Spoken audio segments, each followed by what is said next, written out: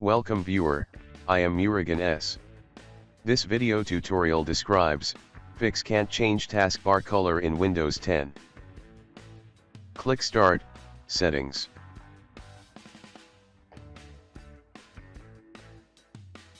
Click Personalization. Click Colors.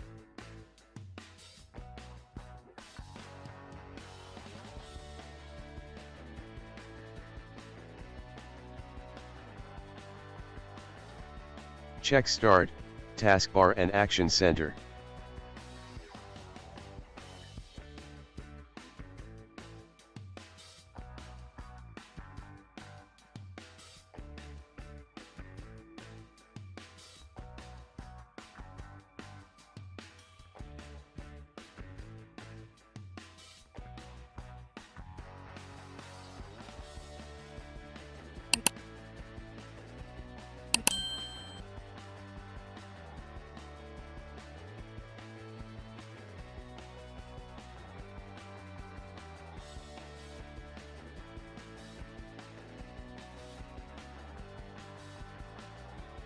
I hope this video tutorial helps to you.